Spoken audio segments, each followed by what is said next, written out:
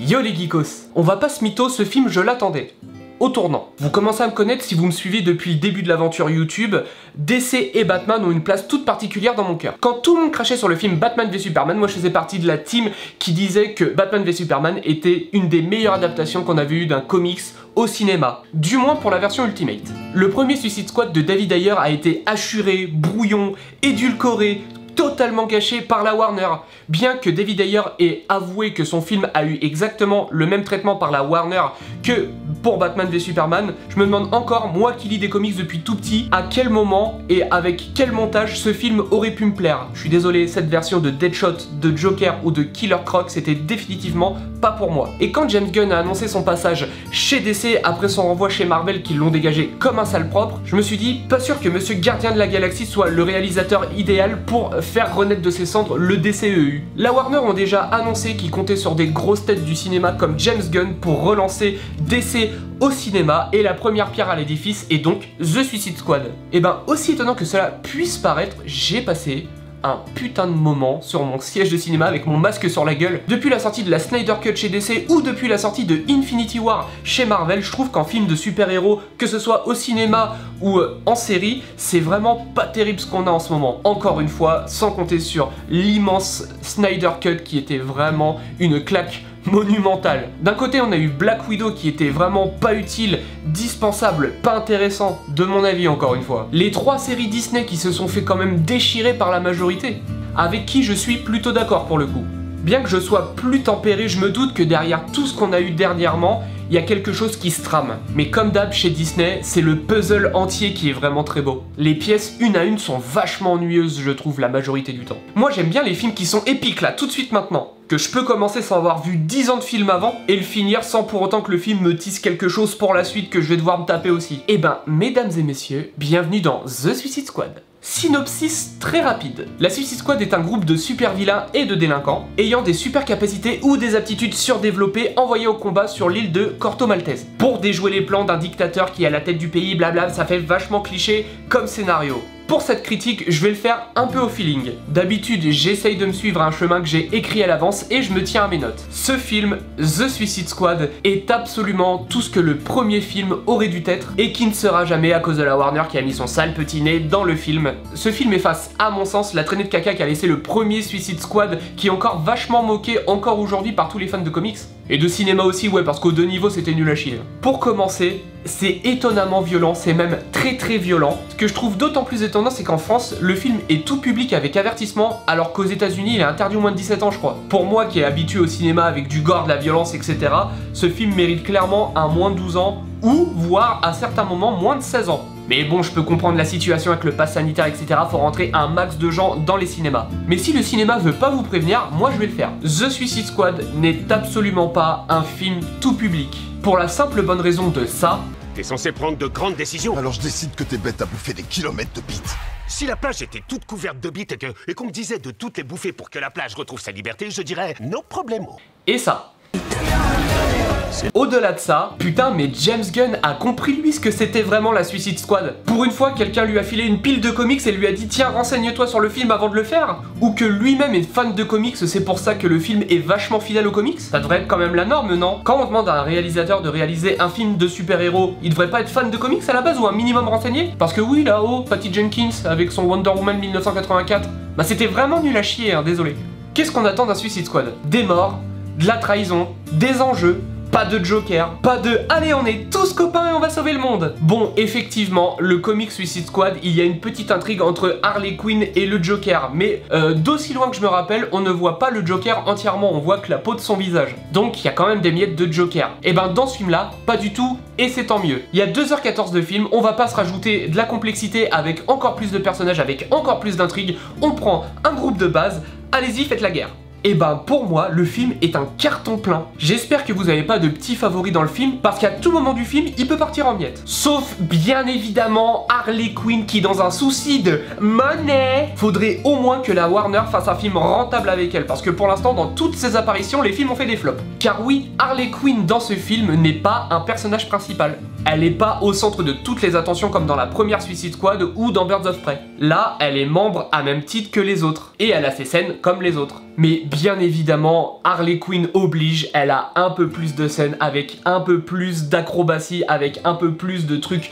Waouh, c'est Harley Quinn! Pour les autres personnages, je m'arrêterai sur certains personnages qui sont beaucoup plus présents que d'autres à l'écran, comme par exemple Bloodsport, qui est clairement ce que Deadshot aurait dû être. S'il n'y avait pas eu Deadshot dans le premier film, ça aurait été dans celui-là à la place de Bloodsport. Idris Elba dans ce film joue le rôle d'un mec surentraîné, père de famille à chier, totalement antipathique à la perfection. J'ai même l'impression que James Gunn a voulu mettre le personnage de Bloodsport à l'intérieur de ce film, qui n'est pas la suite du premier Suicide Squad, pour narguer le Deadshot du premier film qui était quand même vachement bidon. Et merci à Will Smith qui a totalement réécrit son personnage pour pas suivre les instructions de David Ayer et avait menacé de quitter le film si on réécrivait pas son personnage. Parce qu'il supportait pas l'idée de pas être un bon père de famille dans ce film. Mais merde, c'est Deadshot, on en a rien à foutre du bon père de famille. Peacemaker joué par John Cena,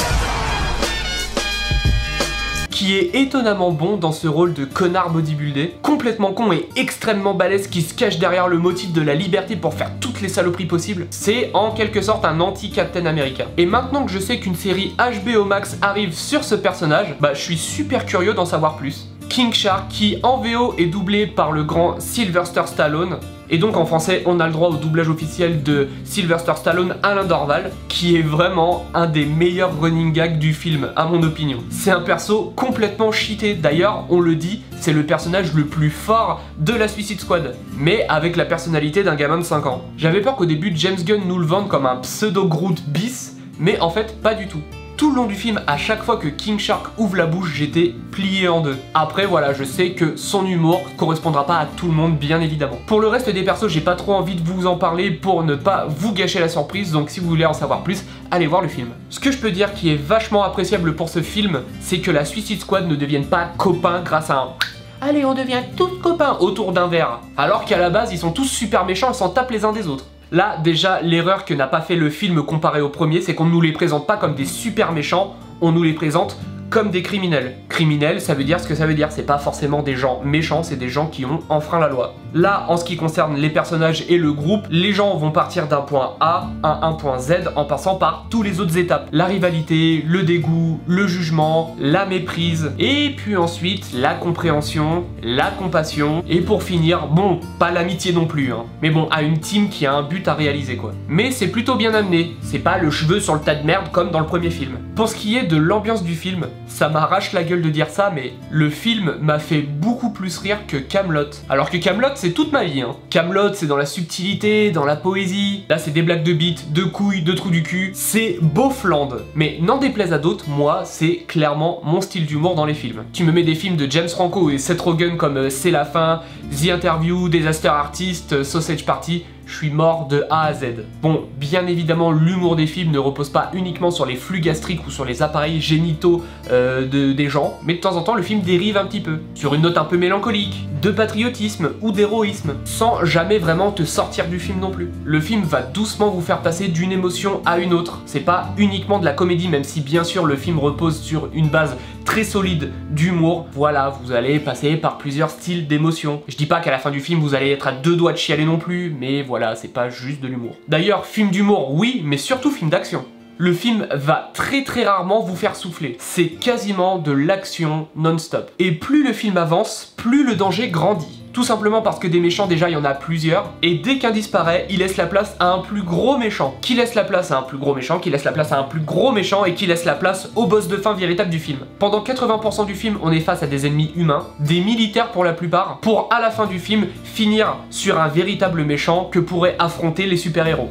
Sans pour autant être d'un niveau divin comme pouvait être l'Enchantress dans le premier film, qui elle aurait eu la capacité clairement de se taper contre toute la Justice League. En même temps, si vous avez vu les bandes annonces, malheureusement vous n'aurez pas de surprise sur l'identité du boss de fin, mais ça permettra à l'équipe et au film de finir en apothéose. Niveau musique, comme le premier film, c'est un gros mix de best-of des années 80. La playlist du film pour moi ça fait un peu comme si t'étais en soirée du Nouvel An à la salle des fêtes du coin et qu'on te remet tous les best-of des années 80. Voilà, le film tourne autour de ces thèmes là. Et je trouve que ça colle plutôt bien, mais moi c'est pas le genre de musique auquel je m'identifie, donc ça m'a fait plus ou moins ni chaud ni froid. Même si le film dans son intégralité a un look plutôt rétro, donc pour le coup ça colle bien. Bon, j'aurais encore des tas de choses à raconter sur ce film, mais ce que je peux vous conseiller, c'est d'aller le voir. Pour moi c'est vraiment très bien mieux d'ailleurs que la majorité des trucs que nous ont pondu la Warner chez DC. Le film efface complètement le premier et est bien le digne successeur de celui-ci, qui encore une fois n'est pas évoqué à un seul moment du film. James Gunn a annoncé